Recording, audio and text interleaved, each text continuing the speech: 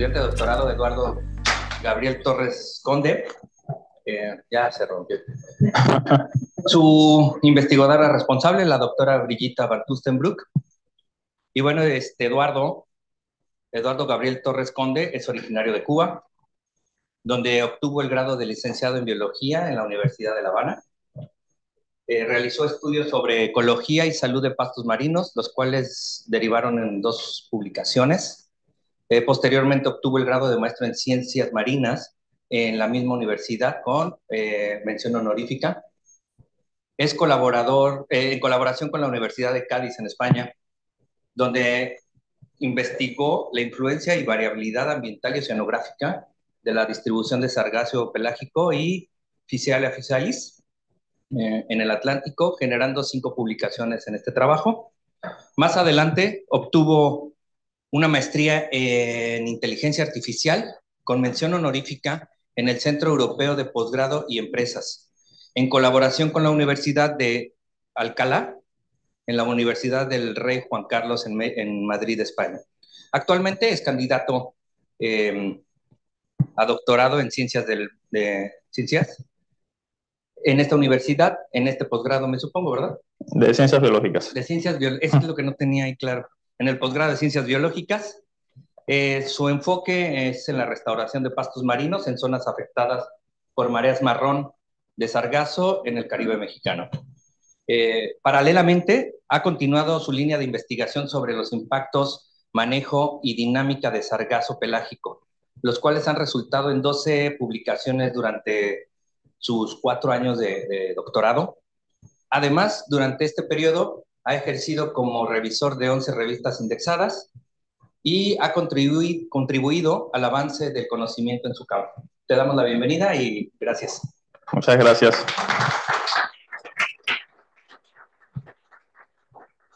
Bueno, primero que todo agradecerles a todos por estar acá y por venir a ver mi presentación. Y bueno, les voy a platicar sobre todo lo que se hizo en mi doctorado, que fue básicamente de restauración de praderas de pastos marinos afectadas por mareas marrones de sargazo en el Caribe mexicano. Se quedó ahí. Bueno, pasando a la introducción, tenemos que, bueno, los pastos marinos no son algas, ¿no? Como muchas veces saben. Pero bueno, los pastos marinos son plantas con flores bien adaptadas a medio marino que producen frutos, semillas y que bueno, que además son especies fundadoras en los sistemas costeros debido a que son capaces de llegar y modificar el hábitat para numerosas especies. Además, forman praderas extensas que brindan numerosos servicios ecosistémicos como son la protección costera, la claridad del agua y la biodiversidad. Además, tenemos que las praderas de pastos marinos son sistemas complejos. Esto significa que su estabilidad depende de múltiples interacciones físicas y bióticas que se generan en el ambiente. Y esto, cuando tenemos zonas en praderas establecidas, justamente estas interacciones se estabilizan a la pradera misma. Un ejemplo claro de esto, y quiero que pongan mucha atención acá, son los mecanismos de autofacilitación de los pastos marinos, con el cual, por ejemplo, ellos con su sistema de raíces pueden estabilizar los sedimentos y generan blooms positivos en los cuales facilitan el establecimiento de más pastos. Además, con sus haces foliares disminuyen la energía del oleaje y atrapan partículas de sedimento, lo cual también favorece la disponibilidad de luz y favorece también que se sigan estableciendo los pastos. Al ser sistemas complejos, también los hace sistemas biestables. En dependencia del estímulo ambiental, una perturbación, etcétera, pueden pasar de un escenario con presencia de pastos marinos, donde abunden las retroalimentaciones positivas, muchos raíces, muchos haces foliares, en los cuales se facilita el establecimiento de ellos mismos. Pero en un escenario donde haya pérdida de pastos marinos, precisamente por una perturbación, eutrofización, etcétera, se puede generar un estado alternativo en el cual las aguas son intransparentes, no hay alteración del oleaje, los sedimentos son inestables. En este nuevo estado dominarían las retroalimentaciones negativas y esto impediría el establecimiento de los pastos ya una vez que se perdieron. Entendiendo este conocimiento, tenemos Pasando a la problemática, tenemos que los pastos marinos en los últimos 40, 50 años a nivel global se han perdido entre un 30 y 60%. Esto debido fundamentalmente a actividades humanas como la eutrofización, el desarrollo costero, además de la influencia del cambio climático. En el Caribe mexicano, bueno, en el Caribe en general, las pérdidas habían sido menores. Sin embargo, a partir del 2011, con las llegadas masivas de sargazo provenientes de la región entre Brasil y África, que cuando generan y se acumulan y se empiezan a descomponer en las zonas cercanas a la costa, generan un fenómeno denominado marea marrón de sargazo, donde se incrementan los contenidos de materia orgánica en los sedimentos, aumenta la turbidez, disminuye la luz, baja el oxígeno disuelto, se acidifica el medio, y estas condiciones han provocado que entre un 60 y 99% de las praderas marinas cercanas a la costa se hayan perdido. Por lo tanto, en muchos lugares hemos tenido este estado, como que lo había mencionado anteriormente, un estado sin praderas, donde dominan las retroalimentaciones negativas. Por lo tanto, se necesita restauración, precisamente en el Caribe, donde poco se sabe de la restauración de pastos marinos. Además de la problemática del sargazo, por si no fuera poco, tenemos que las zonas cercanas a las costas son ambientes difíciles para la recuperación de los pastos. ¿Por qué? Porque la energía del oleaje, una vez que se han perdido la energía del oleaje y la dinámica de los sedimentos, la movilidad de los sedimentos, impide que los mismos pastos marinos se puedan establecer de manera natural, o puede enlentecer este proceso. Y aunque poco se sabe de los esfuerzos de restauración en estas zonas cercanas a la costa, se sabe en otros estudios, en otras zonas expuestas al oleaje, se sabe que la restauración es difícil, producto del desarraigo de los trasplantes o que se erosionan las zonas de plantación. Para incrementar el éxito de la restauración, la literatura científica propone los siguientes aspectos. Uno, vamos a decir, uno de los principales, para no decir el principal, es mitigar cada fuente de perturbación. Esto es sumamente importante, sin hacer esto, no se puede hacer restauración, básicamente. Lo otro sería caracterizar el área de estudio, porque esto te permitiría entender el entorno del área y saber elegir los lugares más idóneos para poder implementar técnicas de restauración. Lo otro sería elegir correctamente una pradera donante. Las praderas donantes, en este caso, deberían ser principalmente especies de crecimiento rápido, debido a que se recuperan rápidamente. Deben tener buenas condiciones ambientales que le permitan la recuperación post-extracción. Sin embargo, de acá quiero destacar de que a pesar de que se han usado praderas donantes, o sea, la principal técnica de restauración ha sido con trasplantes, poco se sabe de cómo se recuperan las praderas donantes. No se hay muchos estudios sobre esto. Otro aspecto es desarrollar y adaptar técnicas de restauración acorde a las características del sitio y de las poblaciones de pastos marinos. Y otra cuestión es disminuir los riesgos ambientales aplicando técnicas de restauración en diferentes tiempos y momentos. Y un aspecto que ha venido surgiendo en los últimos años, que es de vital importancia, ha sido usar la ecología de los pastos marinos, el conocimiento de estos, para poder hacer restauración.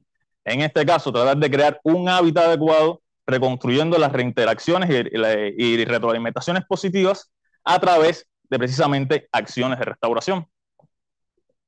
Y bueno, ¿cómo se pudiera reconstruir estas retroalimentaciones positivas? Varios estudios han intentado, usando densidades trasplantes, una densidad de trasplantes óptima que permita la autofacilitación entre trasplantes y crear una praderita.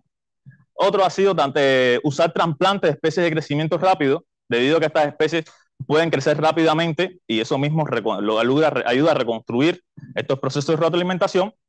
De aquí quiero destacar que si se usan trasplantes, una de las mejores técnicas han sido usar estos nucleadores de PVC con sedimento, porque esto ayuda a favorece el anclaje de los trasplantes una vez en el sitio receptor.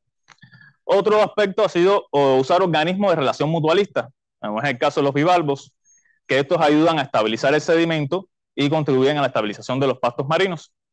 Y un aspecto más reciente ha sido el uso de sustratos artificiales biodegradables para que simulen las estructuras de los pastos marinos. Por ejemplo, se han usado bajo sedimento para tratar de crear como un sistema de raíces, y se han usado encima de sedimento para simular lo que es el dosel o los haces foliares de pastos marinos y disminuir la energía del oleaje.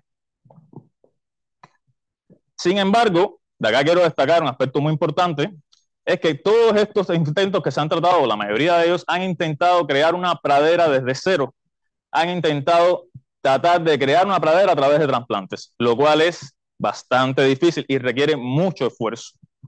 Y no han tenido en cuenta lo que es la vegetación existente o sobreviviente de la zona.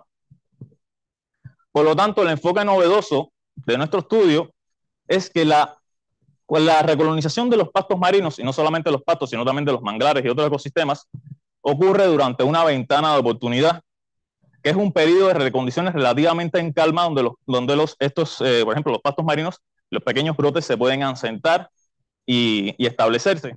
Sin embargo, esta ventana de oportunidad es rara, y más rara en las zonas estas cercanas a las costas, donde la aerodinámica predomina.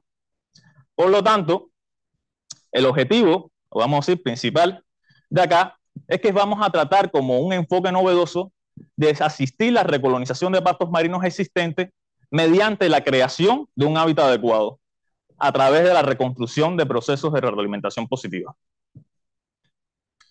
El caso de estudio se hizo acá en el Caribe mexicano y acá tenemos que, por ejemplo, en el Caribe mexicano la recolonización natural, se ha visto una recolonización natural gradual pero lenta, precisamente porque esta zona cercana a la costa la hidrodinámica impide. Y eso ha sido uno de los principales desafíos, el movimiento de los sedimentos y el impacto que pueda tener futuras inundaciones de sargazo, porque el sargazo, como vemos, sigue llegando y ha llegado. Por lo tanto, nos establecimos como hipótesis principal, una vez mitigada la marea marrón de sargazo como causa del declive de las praderas marinas, su recuperación puede acelerarse a través de acciones de restauración. Como objetivo general, implementar acciones de restauración de los pastos marinos en una franja cercana a la costa, en la laguna arrecifal de Puerto Morelos, Caribe mexicano, y evaluar su recolonización. Y como objetivos específicos, identificar la zona más idónea para aplicar técnicas de restauración mediante caracterización de la vegetación y los sedimentos del área de estudio. Como objetivo 2, acelerar la recolonización de los pastos marinos al introducir sustratos artificiales o núcleos de Allodule Writing en sedimentos desprovistos de vegetación en franjas cercanas a la costa. Y como objetivo 3, evaluar la recuperación de una pradera donante del pasto marino Allodule Writing, luego de realizar extracciones para trasplantar. El área de estudio de este trabajo fue en el complejo hotelero Moon Palace, que forma parte en el noroeste de Quintana Roo, que forma parte de la laguna arrecifal de Puerto Morelos, donde históricamente han dominado praderas bien establecidas de Thalassia, Syringodium, y también se han encontrado praderas de Allodule. Sin embargo, este sitio ha sido impactado por las mareas marrones de sargazo en el 2015 y ha provocado que las praderas cercanas a las costas pues, se hayan deteriorado. Y desde 2019, precisamente, para mitigar la causa de perturbación, se colocó una barrera de contención de sargazo para precisamente cumplir el primer requisito de la restauración.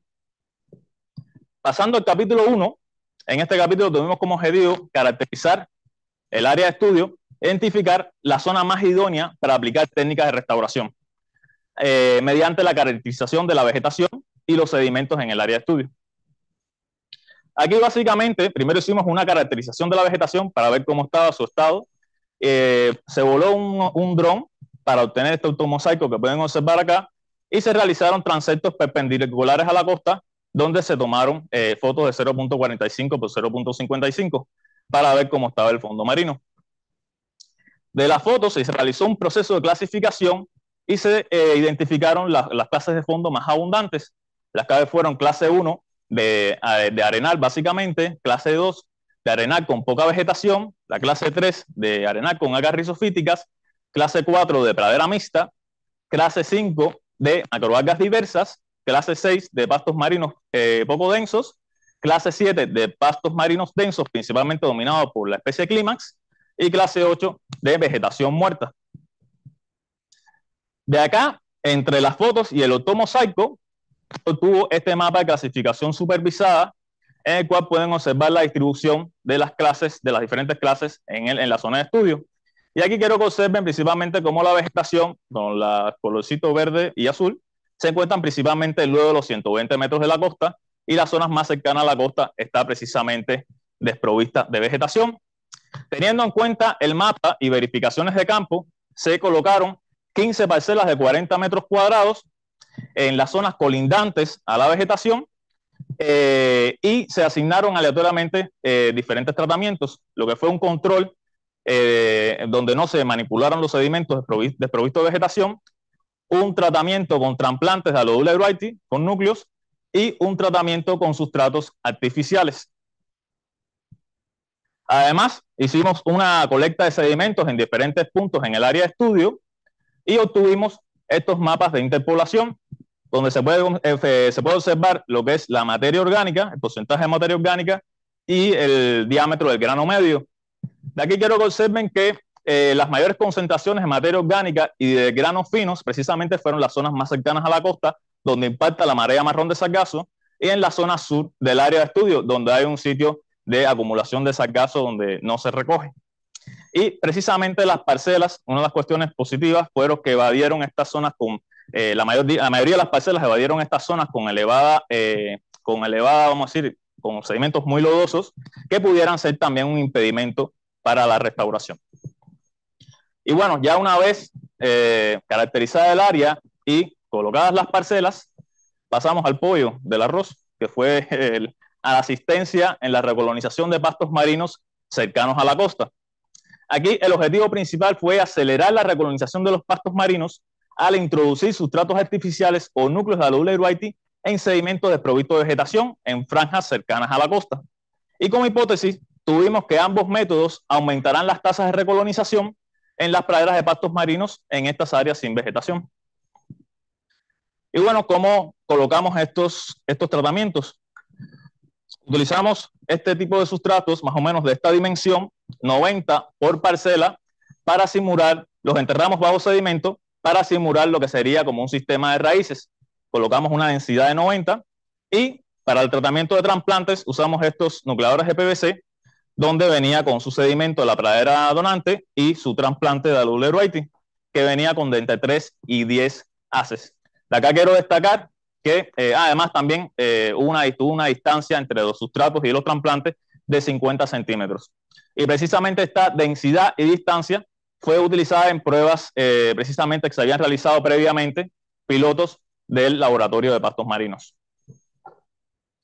En las parcelas, para monitorear las condiciones físicas, colocamos 4 estaquitas dentro del centro de la parcela para ver los cambios en la elevación del sedimento y colocamos un jobo para ver precisamente los cambios en la intensidad de la luz y ver la disponibilidad de la luz. Para monitorear la recolonización, se asignaron 15 puntos previamente aleatorizados dentro de la parcela y fueron consistentemente evaluados la densidad de Alodula eruaiti Thalassia testudinum dentro de un cuadrante de 25 centímetros cuadrados y la cobertura de Alodula eruaiti. Además, se evaluó la estrategia de recolonización de los pastos a través, si eran haces que sus sistemas de raíces venían desde fuera de la parcela por extensión vegetativa o venían provenientes de plántulas aisladas dentro de la parcela. Como resultado de acá, tenemos que, si pueden observar, los sedimentos en los tratamientos se mantuvieron relativamente estables comparado con los controles con el color rojo, que pueden observar que se mantuvo más inestable con tendencia a la erosión. Además, que a los 16 meses obtuvimos una disponibilidad de luz mayor, significativamente mayor con respecto a los controles. Y básicamente, al parecer, la densidad que se puso dentro de las parcelas fue tanto de raíces naturales como artificiales, fue suficiente para poder reconstruir los procesos de retroalimentación positiva dentro de las parcelas y poder rehabilitar el hábitat. Precisamente, esto coincidió con un aumento significativamente mayor en la recolonización de Alodula eruaiti, la cual es una especie de crecimiento rápido.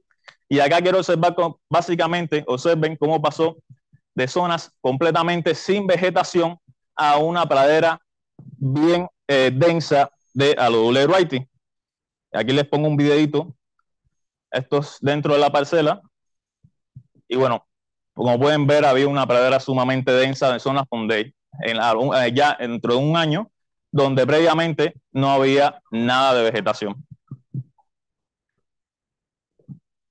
Y bueno, con respecto a la recolonización de la especie de Clímax Thalassia testudinum, hubo recolonización, precisamente ya cuando ya la pradera W. Wright estaba establecida al año, hubo recolonización tanto por extensión vegetativa, cuando se empezaron a encontrar haces dentro de la parcela, significativamente mayor que los controles, y también se encontraron plántulas, mayor cantidad de plántulas de talasia en las parcelas con los tratamientos con respecto a las parcelas de los controles.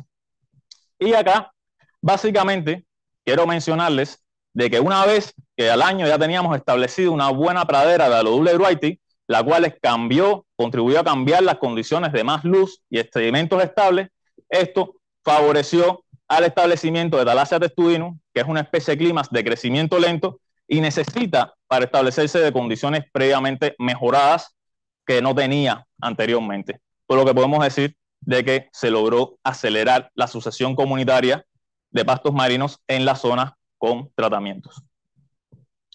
Y bueno, de acá tenemos que ambas técnicas fueron eficientes, pero ¿por qué fueron eficaces?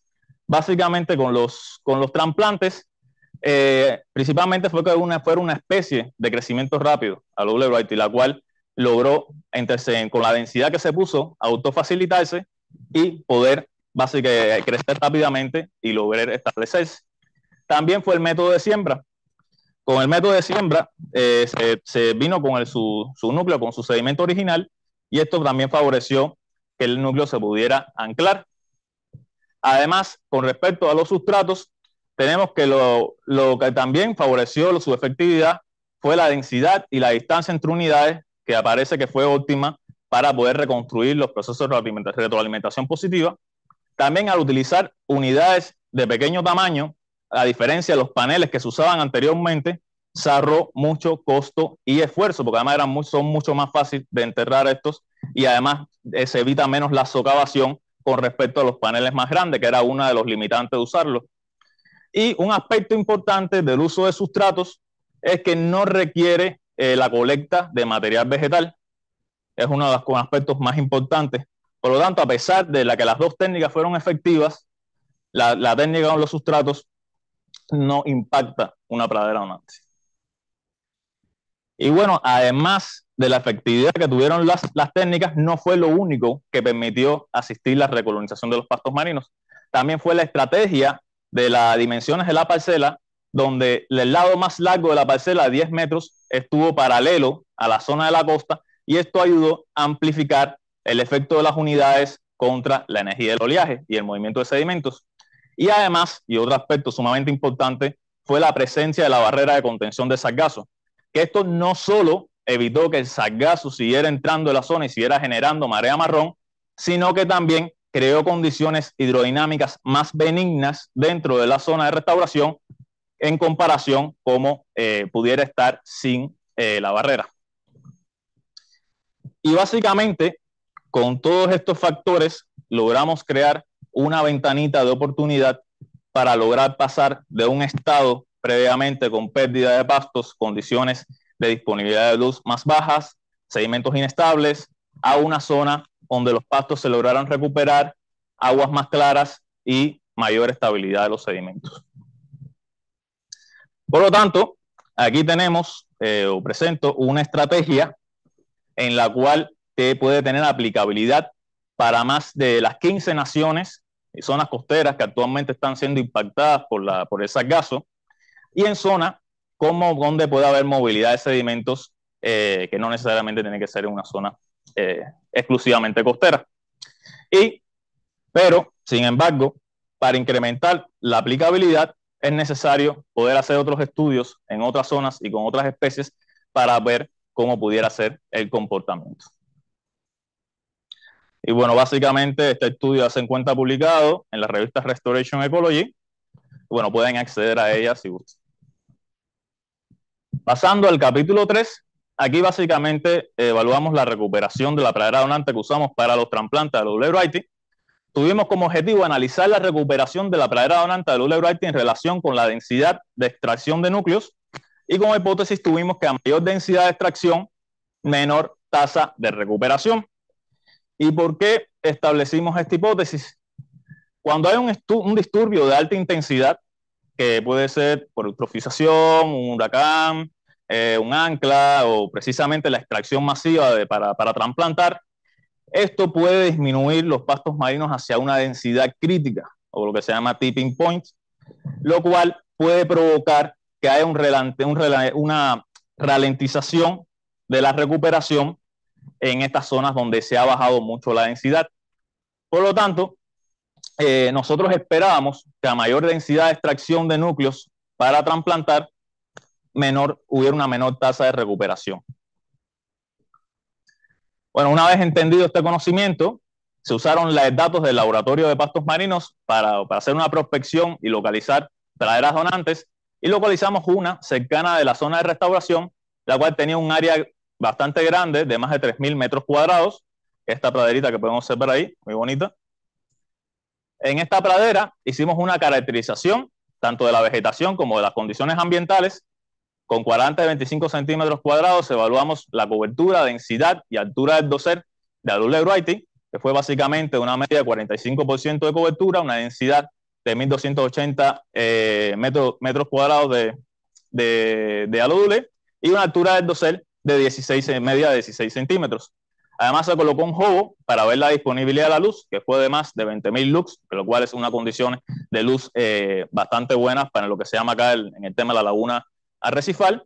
Y también evaluamos los sedimentos del diámetro del grano medio y la materia orgánica, que la materia orgánica pues, bueno, fue sumamente baja y los granos fueron finos, arenosos.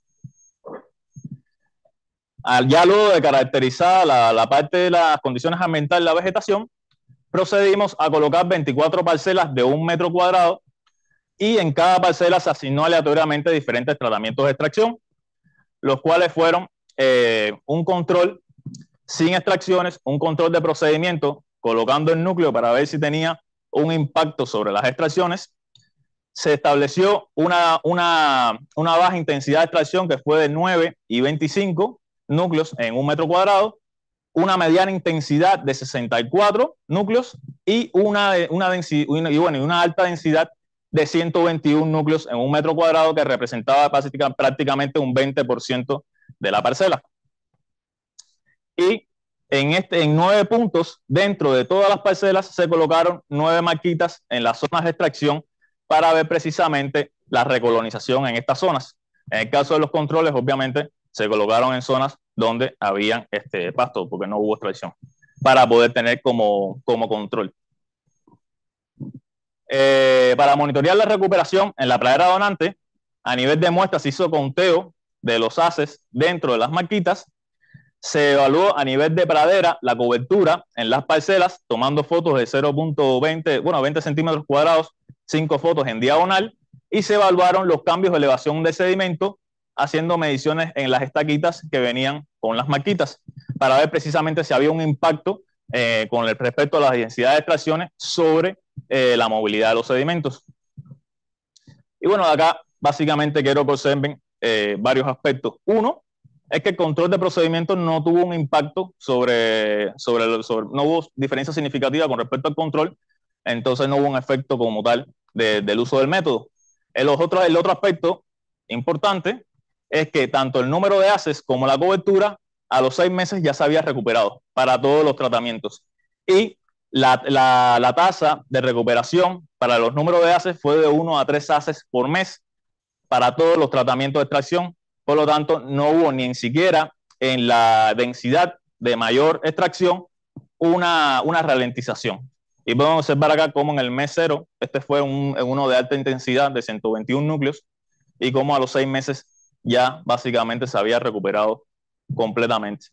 Con respecto a los sedimentos, tampoco no hubo impactos, no hubo diferencias significativas ni en el tiempo ni entre tratamientos, por lo cual no hubo impacto tampoco en la dinámica.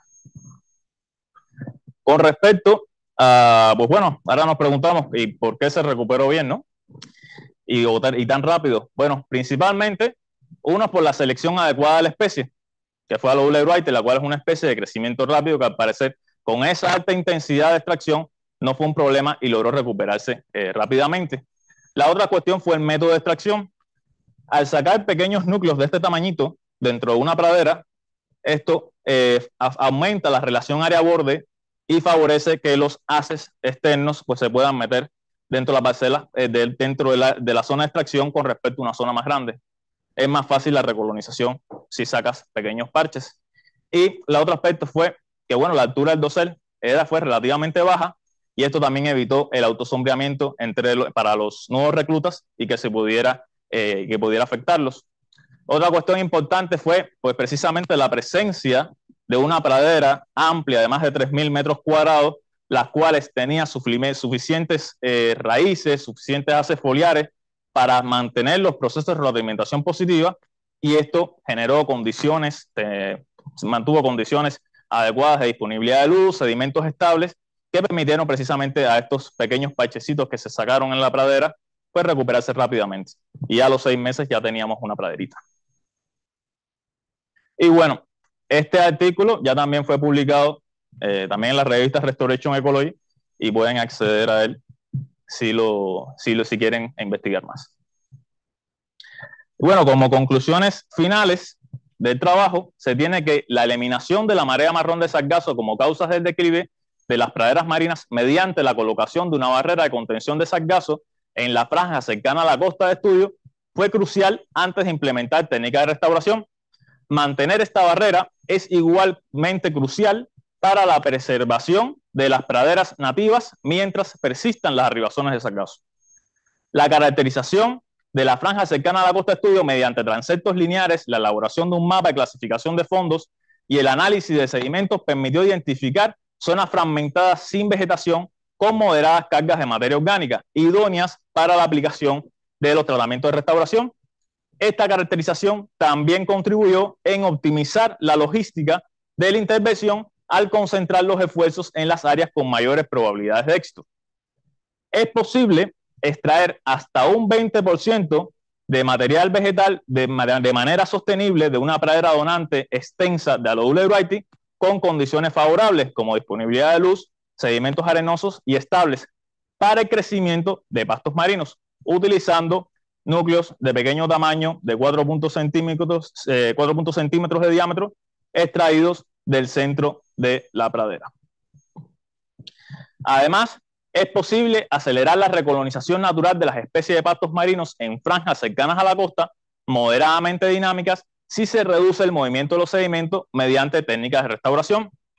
El movimiento de los sedimentos puede ser reducido mediante el trasplante de núcleos de pequeño tamaño, de especies de crecimiento rápido, o la colocación de sustratos artificiales de pequeño tamaño bajo el sedimento en densidades críticas.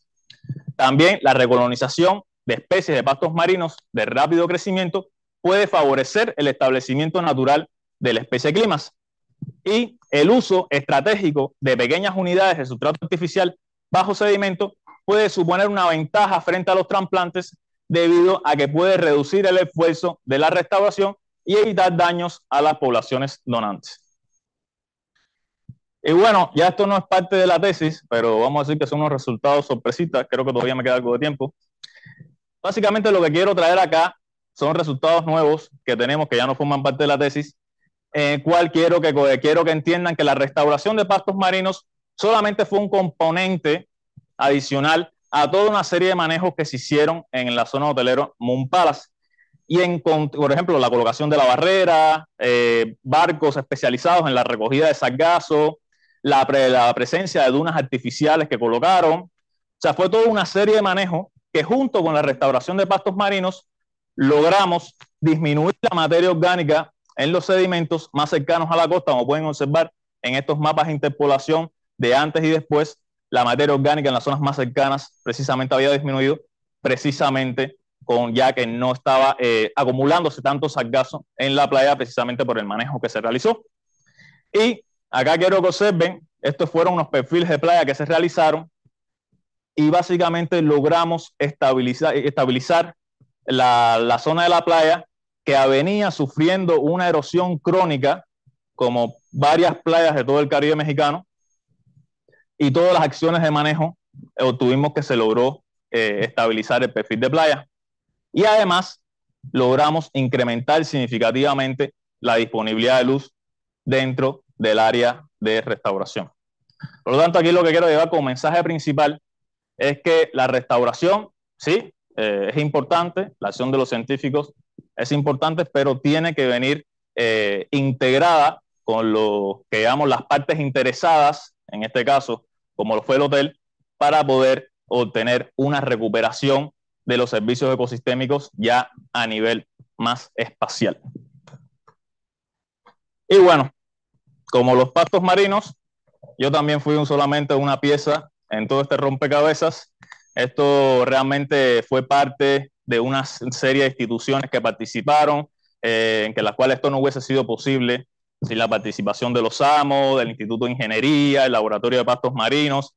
Agradecerle a todas las personas que de una manera u otra ayudaron, fueron conmigo al campo, en el caso de Monse, Edgardo, Mariana, y bueno, todos, Carlita, todos los que participaron, que realmente yo solo no hubiese podido lograr nada de esto. Yo creo que esto es un mensaje que quiero llevar que bueno, solo no podemos hacer mucho. Yo creo que llevamos la ayuda de todas las instituciones que sea posible y hacer como un estudio y un apoyo más multidisciplinario. Y bueno, muchas gracias. Y aquí tienen mi correo por si tienen alguna duda sobre el tema.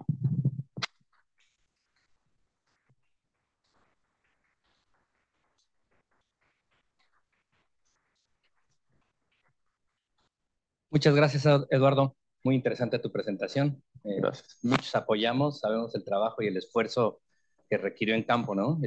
Destacar justo todo el esfuerzo en campo para este trabajo. Felicidades. ¿Preguntas? Aquí tenemos una de la doctora. Gracias, Eduardo. Felicitarte, lo compro, ahora sí. Mari Carmen García del Parque Nacional Arrecife de Puerto Morelos. Yo te preguntaría también, así como conectaste con la parte de dunas, ¿qué relación tiene con la presencia del parche arrecifal más importante, que es Limones? Otra pregunta sería si crees que hay relación, ya sea favorable o no favorable, de las estructuras instaladas en el norte, ilegalmente, que son las AMAS, esas, el Consejo Asesor estuvo presente, y si recomendarías una superficie de pradera como donadora de pastos marinos, porque estamos actualizando el programa de manejo, y esa sección, de acuerdo con la tesis de Daniela y el doctor Rioja y Lorenzo, es una zona también pues, muy importante por las praderas de pasto, pero la que le habían puesto como de zona núcleo. Entonces, pues, ¿cuál sería tu recomendación considerando cómo está el Parque Nacional, las praderas de pasto marino en el Parque Nacional? Gracias. Muchas gracias a ti. Bueno, primeramente, con respecto a las dunas que se colocaron en Montpalas, estos fueron dunas artificiales que las cuales los datos todavía se están explorando, o sea, se colocaron, pero todavía se está viendo cómo fue el desarrollo de la duna ya precisamente en Montpalas. Pero sí fue un comentario como que sí estaba presente y que fue uno de los aspectos precisamente de las dunas, son muy importantes en la estabilización de las playas. Con respecto a lo de las estructuras, no estoy muy actualizado con el tema de cuáles estructuras mencionas, no sé qué tipo son. Entonces, yo creo que ahí, yo creo que después lo podemos hablar, porque ahora mismo no sé exactamente ahora cuáles son esas estructuras. Y con respecto a la superficie, me refiero que imaginas a la densidad que se puede introducir dentro de la... Identificar una zona, una superficie de praderas, como que la propongas como superficie donante de pradera de pasto marino. La otra que te faltó es qué relación hay con el parche arrecifal de Limones enfrente. Bueno, con respecto a la superficie, bueno, ahora creo que se están haciendo, incluso el Laboratorio de Pastos Marinos está realizando clasificaciones de fondo para precisamente ver cuáles son las zonas que hay más expuestas para poder hacer zonas de restauración. Y con respecto a praderas donantes, superficie de pradera donante, pues bueno, yo te recomendaría la que usamos por acá, así que luego te doy el punto, el polígono, porque es una pradera sumamente amplia, con muchos alodules, y precisamente yo recomendaría no usar trasplantes de talasia. Yo utilizaría mejor trasplantes alodules porque talasia se estresa mucho cuando la trasplantan y además su recuperación en la pradera donante puede ser, o sea, su extracción puede ser muy destructiva. Entonces, ya es preferible sacar mejor lo que sería especie de crecimiento rápido. Perdón. Gracias. ¿Otra pregunta acá? Adelante. Alan, muchas gracias por tu plática. Yo tengo una pregunta sobre las barreras de contención de sargazo.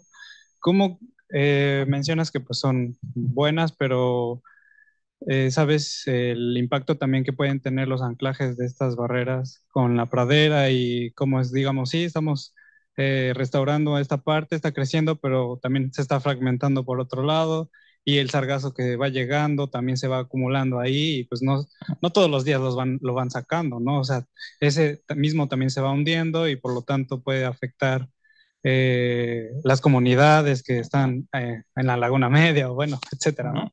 Entonces, bueno, ¿sabes algo al respecto? Sí, bueno, justamente creo Mariana y Valerie creo que estaban trabajando con eso, con el impacto de las barreras en la zona de los pastos que están precisamente abajo. Y sí, justamente esa es una cuestión importante y limitante con esta barrera y con otras barreras, es que sí generan, por lo menos yo lo vi, sí generan un impacto con los pastos que están abajo. O sea, sí uno los pueden sombrear y otra con los sistemas de anclaje las pueden, de hecho se veía una línea sin pastos debajo que hacía casi básicamente una correlación con la presencia de la barrera. Por lo tanto, yo aquí recomendaría, o sea, básicamente sí fue buena en ciertos aspectos para todo lo que fue en la parte interna de la barrera, pero sí genera impactos.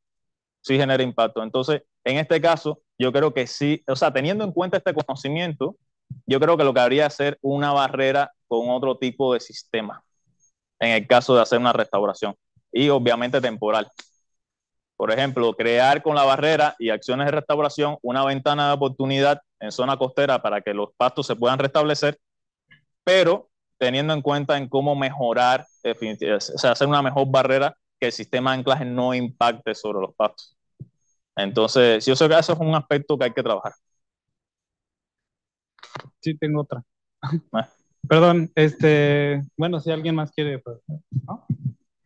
Bueno, ya que aprovechando,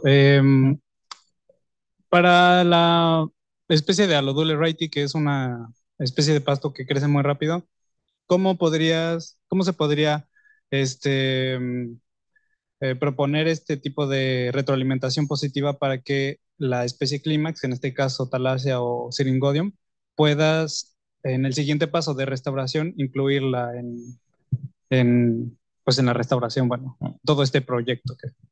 Bueno, en este caso, como solamente fue meramente de asistir la recolonización y justamente vimos que se aceleró la sucesión porque se empezaron a ver talassias naturalmente en todas las parcelas, pero en caso de, por ejemplo, una zona más desprovista de vegetación donde no haya talassia o esté más lejana, se puede proponer como usar trasplantes de Alodule wrightii o sustratos que estabilicen el sedimento o sustratos con Alodule wrightii que permitan precisamente crear una praderita para que talassia luego, o meter, por ejemplo, lo que es plántulas de talassia con las bolsitas que aquí hay, por ejemplo, Edgardo y si han estado trabajando, Maun se han estado trabajando con las plantulitas, colocarlas para precisamente también favorecer más el establecimiento de las plántulas de talassia dentro de la parcela.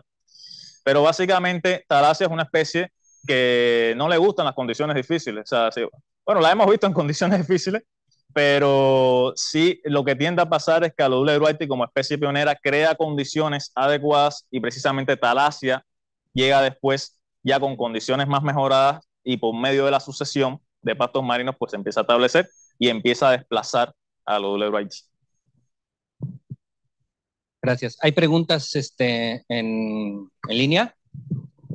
Sí tenemos una pregunta en línea. La escribieron Ruiz Mendoza Paola, dice muchas gracias, increíbles resultados. ¿Se planearía en un futuro hacer un estudio sobre los efectos de esta recolonización de pastos marinos en la recolonización de la fauna asociada al ecosistema? Justamente lo quería hacer. Era algo que le había propuesto justamente a mi asesora, porque yo empecé a observar que en zonas donde prácticamente no había nada, eran arenales, empezaron a haber más esponjas, donde habían ya pastos marinos, talasia, lodules, se empezaron a ver más esponjas, más organismos, más peces. Pero bueno, finalmente mi asesora no quiso. Entonces, pues bueno. Entonces, bueno, pero sí era un aspecto que consideraba importante en el tema de que es uno de los, vamos a decir, resultados que puede tener la restauración, uno de los aspectos a tener en cuenta luego de la restauración. Precisamente la llegada de otros organismos, las mejoras de las condiciones ambientales, que al final todos forman interacciones positivas entre ellos. O sea, la presencia precisamente de más organismos va a generar más interacciones, más blooms positivos entre ellos, que va a favorecer precisamente que ya se tengan resultados a nivel de escala más bonitos. Gracias. ¿Aquí hay más preguntas, Lorenzo? Gracias, Edgar. Gracias, Eduardo. A ver si entendí bien. Hay una diapositiva en donde tú muestras la recuperación o el crecimiento de alodule, creo. Pero en esa misma, ese es tu tratamiento, pero en el control también va significativamente diferente, pero también va incrementando. Ya después entendí, que es lo que han estado platicando, que probablemente ese es el efecto de la barrera. Entonces mi primera pregunta es si la barrera en sí tiene ese efecto, independientemente de la restauración, ¿cierto? Solo que tú estás maximizando ese efecto. Y entonces ahí se ve un efecto claro de la barrera o esta limitación de estas otras amenazas. Entonces mi pregunta es, ¿y si nosotros nos movemos afuera de barreras, en ambientes más naturales, por decirlo, más pristinos, o más sin esta capacidad humana de intervenir tanto, pudiéramos seguir utilizando la estrategia que tú estás proponiendo, o es una estrategia puntual que va acompañada de todo este set de otras elementos, como lo que nos platicaste al final? Y ya para acabar y dejar, según entiendo, lo que estás limitando sobre todo es la llegada del sargazo y todos los problemas que traen, pero también tenemos un problema severo de eutrofización del agua marina. ¿Y eso cómo se vería o en tus resultados si eso se ve? Perdón si es complicado. Sí. Bueno, para mi primera pregunta, ¿no?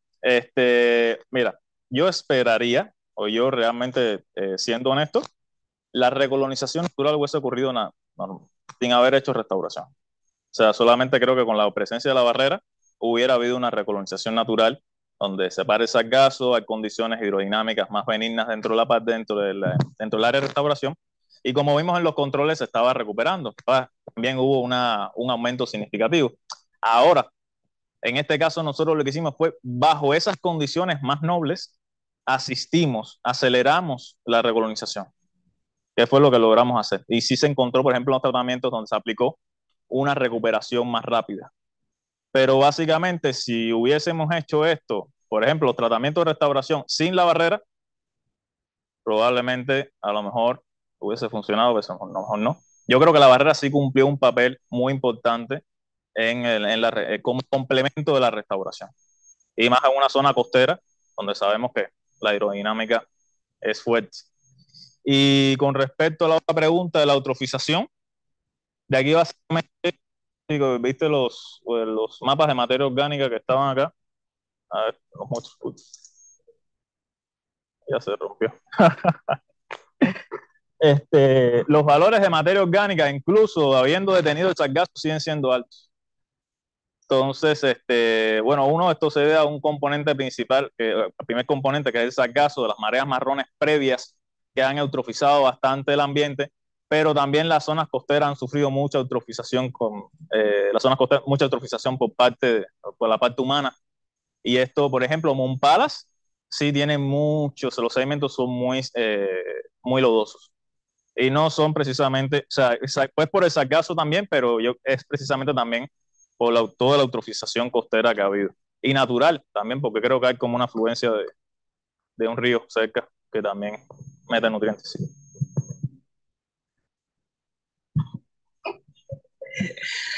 Ay, Eduardo, muy bien, pues felicidades por tu trabajo. La verdad sé que tanto trabajo, cuánto tiempo le invertiste. Me queda un poco la duda de cuántos metros cuadrados de pastos restauraron y si tienes una idea de cuánto sería el costo, no sé, por metro cuadrado de restaurar, incluyendo todo, hasta la barrera, la gente, o sea, porque pues sí, suena muy padre, ¿no? O sea, y sí se puede hacer, pero supongo que sería súper costoso poder restaurar un metro cuadrado, porque la pura barrera cuesta $1,000,000, ¿no? Entonces, no sé si tienen más o menos una idea, para, pues, no sé, para pues, tener nosotros idea de que si alguien quisiera hacer este tipo de restauración, ¿qué podría esperar en cuanto a los costos? Pues bueno, con respecto a las hectáreas de recuperación, de hecho, precisamente en este trabajo que estamos trabajando, hicimos también una clasificación, este trabajo de manejo, ya más bien, no tanto de restauración, pero también hicimos una clasificación supervisada donde se ven los cambios de hectáreas de cada clase y se recuperaron esta área, el área de restauración, que es donde es el área esta de población, es aproximadamente, fueron 8 hectáreas y se recuperaron de pastos ya de talasia, ya no de aludule, ya de talasia, se recuperaron 4 hectáreas dentro del área. Sí, una recuperación muy fuerte de talasia posterior al año. Y eso sí se vio muy evidente en la zona. Con respecto a los costos, bueno, como dice, sí es costoso. O sea, por ejemplo, lo menos costoso que te puede salir, por ejemplo, los mismos sustratos artificiales, estos que se usaron, no eran tampoco tan baratos. Eran fragmentos de base, de los elementos, de los paneles de base, que son relativamente caros. Son los que se usan en restauración de numerosos ecosistemas como de bivalvos, también se han usado también para corales, pero la idea de acá, o yo creo que el aprendizaje de acá, es tratar de buscar alternativas menos costosas, sabiendo el conocimiento que se generó aquí, para poder aplicarlos en otros lugares. Obviamente, tratar de usar una barrera, sí, pero bueno, a ver cómo se puede hacer una barrera, pues que no impacte tanto con el sistema de anclaje bajo los pastos, que pueda ser más barata. Por ejemplo, con los sustratos, ya en el laboratorio de pastos marinos se están creando sustratos nuevos precisamente, que son más baratos y accesibles con respecto a estos base, que realmente no es que sean muy baratos, que digamos tampoco. Pues te hago el presupuesto después.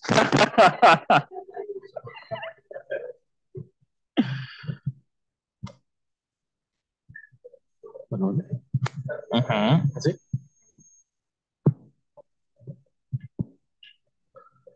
Bueno, la última pregunta, amigo. No sé si es la última pregunta. Felicidades por tu trabajo, pero yo quería saber el efecto si hay una pradera cercana, porque estás mencionando los sustratos artificiales, pero estos sustratos artificiales, si no hay una pradera cercana, no podrían funcionar. ¿Cuál es la distancia de la pradera hacia todos sus tratamientos y cuál es el efecto de esta pradera? ¿Cómo beneficia? Bueno, muy buena esa pregunta. Creo que lo había puesto ahí, pero no lo mencioné.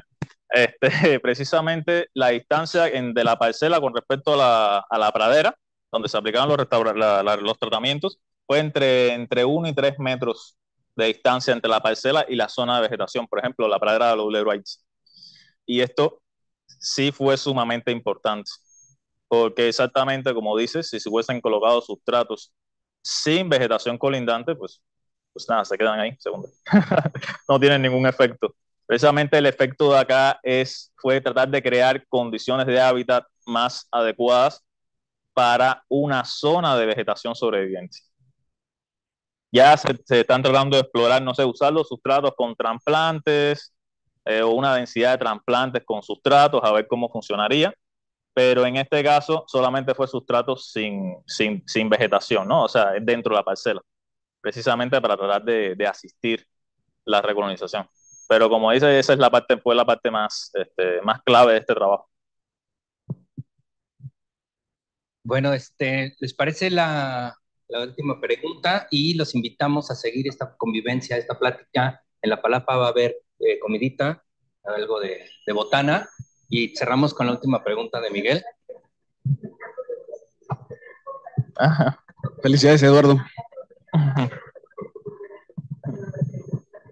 Gracias por tu plática, Eduardo. Oye, ¿hay una relación entre el tipo de sustrato con la pradera? O sea, con el tipo de pradera. Es decir, por ejemplo, mencionabas que en el Moon Palace el tipo de sustrato es más limoso, ¿no? Y entonces, en mi experiencia, creo que eso está, bueno, como que recuerdo a Lodule con ese tipo de sustrato. Entonces, si por ejemplo plantara Syringodium con con el tipo de sustrato más adecuado para Syringodium, podrías tener resultados también similares. Pues bueno, con respecto al sustrato, sí es un aspecto muy importante en que estén los pastos, precisamente. Hay estudios que comentan que, por ejemplo, con el diámetro de grano más fino, más arenoso, precisamente se favorece mucho la extensión de rizoma, porque se obstruye menos. Y en zona con sedimento con un diámetro de grano mayor, las raíces se tienden a obstruir un poco más y la recolonización o la extensión del rizoma horizontal debajo del sedimento tiende a ser más lento. Por lo tanto, uno de los aspectos que también fue importante en la pradera donante fue que el sedimento era arenoso con el diámetro fino. Y esto ayudó mucho también a que las raíces de la Lodule, que son delgadas, son relativamente más endebles comparadas con las etaláceas, pues pudieran también extenderse rápidamente y poder recuperar la pradera donante. En el caso de Moon Palace, el sedimento aquí, de manera general, también era fino. O sea, era más tendencia, eran sedimentos más lodositos, pero dentro de las parcelas teníamos una mayor frecuencia de sedimentos que tenían su lodo, tenían su materia orgánica, pero eran también arena fina. Y esto creo que también fue uno de los aspectos también importantes que permitió a Lodule poder crear su sistema de raíces. O sea, nada más metías la mano y era un sistema, era como una red que había en la parcela. Ya había como una red completa, así como los sustratos, una red de raíces debajo de la parcela, que fue precisamente lo que logró estabilizar los sedimentos y mejorar las condiciones de luz. Muchas gracias, Eduardo. Muy interesante. Seguimos en la plática en la palapa. Les agradecemos los que están conectados en línea. Les agradecemos los que están aquí. Y bueno, a la próxima.